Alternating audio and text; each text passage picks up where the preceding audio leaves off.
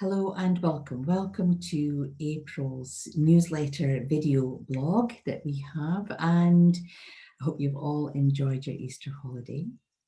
So my topic for this month's newsletter is all about the mask that we wear when we've got times of change, times of stress, or just as habit, as ritual.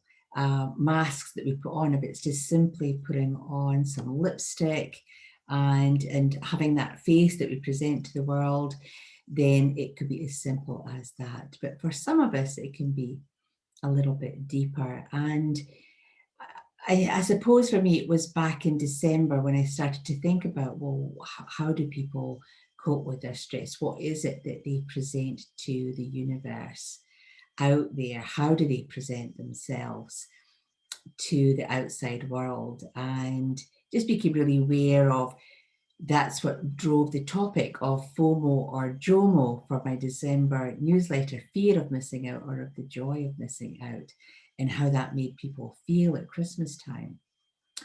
But then also reconnecting with my clients back in this 3-month period from January to March, and wonderful to see some regular clients, and actually really lovely to see some new clients coming in and seeing the changes that have occurred in their lives, be it a change of location, job, a change of partner, home, change of country for some of my clients, just been massive. And so what are the coping skills that we've been using, and have we been putting on a mask, an emotional mask, if you will, or a mental mask, that we are presenting this other aspect, an alter ego or another aspect of our persona that gives people confidence that we're coping and that we're feeling okay with these changes. As many of you may know, my Facebook family and friends, we've had a big change here in our own family with Nathan heading off to Australia to start his life, sort of launching himself into his adulthood. And we are actually really genuinely happy because we know he has made a good decision. But that isn't to say that I wouldn't or haven't been overwhelmed by emotion, especially in the car, sort of driving home. There might be a piece of music on the radio that would just trigger my emotions, and I'd be sobbing in the car at the thought of Nathan heading off.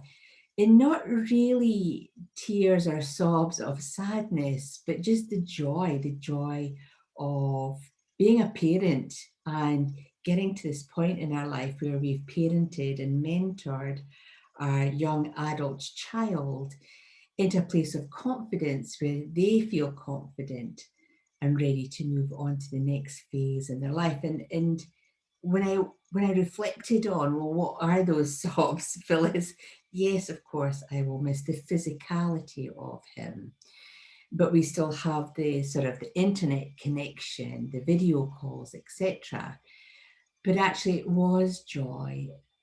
Those sobs were of joy, and they were of a realization that as parents, we'd made it. We'd got our child to a place of safety, mentally and emotionally. He was ready for the change. We definitely were ready for the change. We were and are empty nesters in our mid-50s. So that's another big change for us as a couple. So the tears, as I reflected on my tears, I would say they were happy tears all round, but they were still tears. And I acknowledged those tears and I acknowledged those feelings because I knew that as I came in the drive, I would have to wipe up my tears, put on my lovely big smile and come into the house. Nathan would be home usually he was at home before me, and just catch up with him and have that smile and be really aware that we are happy for him, that we are joyous in the decision that he's made and that he is making a good decision and an adult decision that is going to take him in his new life as he moves forward. So I was really aware of my mask, of masking my tears, not being too weepy or coming across as a clingy mum, because I'm not a clingy mum. And I have to say, you know, at 4 o'clock in the morning at the airport, along with everyone else who was heading off to Australia and Auckland and all these other places, I was really proud of myself. It was only a one tissue event, which is actually really good for me. I think I cry more at, you know, pet rescue than I did on seeing Nathan go away, but really proud of myself that being aware of not being too upset because this is a big change for Nathan, but also being really aware of just the liberation, his liberation, not being trapped here in New Zealand due to extenuating circumstances, not being trapped in the business because we've got someone that is replacing some of his administrative functions, that he could actually go and be really free. So masks are something that we all sort of put on, and it could be anything. It could just be your lipstick. It could be your clothes. I'm really aware of my jewelry and my clothes. And interestingly enough, with this lime coloured top today, which I don't wear very often, at Networkers this morning, I had several people come up today in terms of, wow, you really suit that colour. It's a really lovely colour on you. I really love that colour on you. And I thought, gosh, that's really interesting. And for me, I just feel this is a really calming, cooling colour, with it being the first day back in the office after our Easter weekend, and having to be really focused. And so green for me, or this lime green, really helps me focus, along with my Moldavite pendant. So you know, I'm really aware that this is my mask, the colours that I wear and the jewellery that I wear.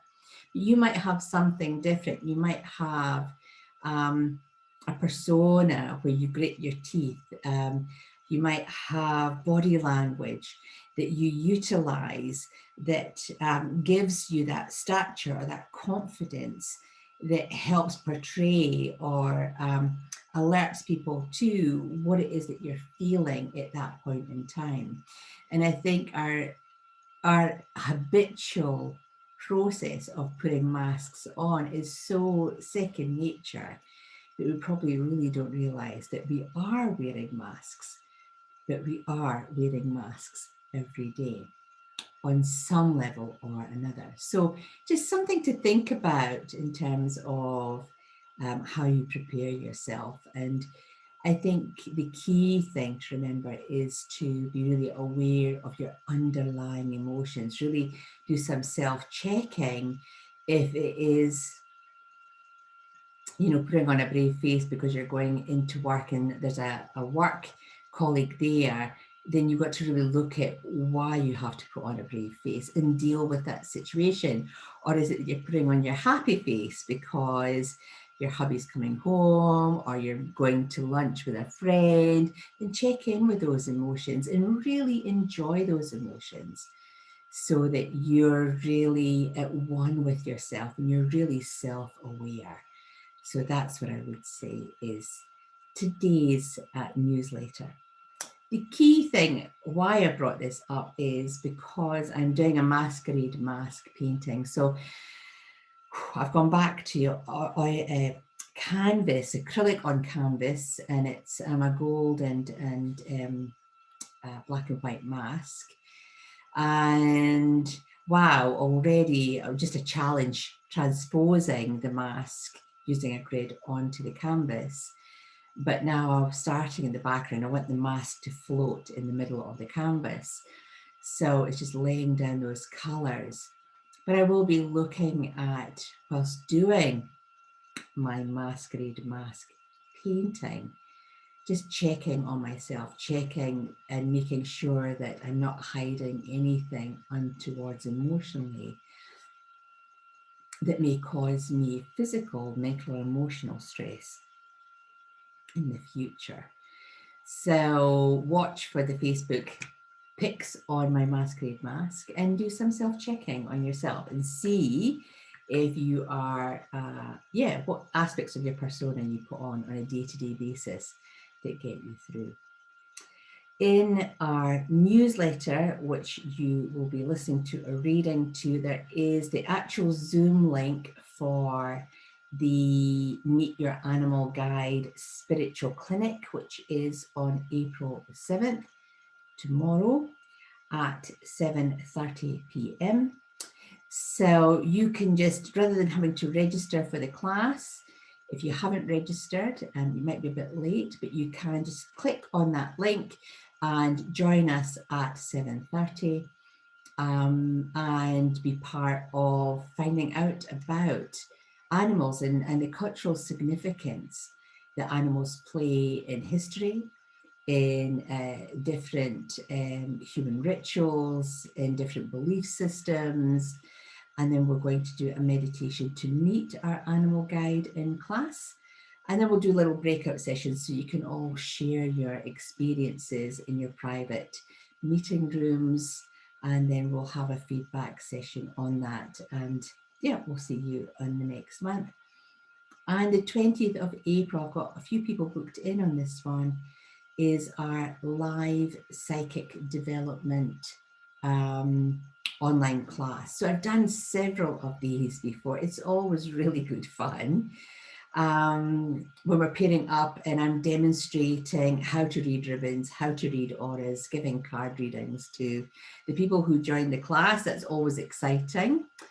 But we will be using the breakout rooms so you can give each other little tune-in sessions. And so it's a really short course. It's just 6 weeks online. You can book yourself in and join the other students. And it's a fun period of time with the dark nights coming in. Sometimes it's quite nice just to have something to look forward to. So it is on a Wednesday. I think it might be on a Thursday actually, for 6 weeks. So it's nice and short. And again, the link for the class is in the newsletter. So it would be great to see you online with us. And I think that's really everything I've got to share with you this month. I'm looking forward to this month. It might feel quite a short month, but we've got the dark nights coming in. We all want to hunker in and just snuggle up. And just to be really mindful of our energy in these autumn times as we come into hibernation mode, especially for us down here in the southern hemisphere, and wonderful for you guys in the northern hemisphere that's opening up to daffodils and snowdrops and the cherry blossom and apple blossom. Spring is my favorite season of the year. So wherever you are in the world, it's been a joy catching up with you today. I hope to see you the next time here in our video blog on YouTube or on our newsletter, where you can find all the links and the classes that are coming up in the near future. So until the next time, take care for now. Bye.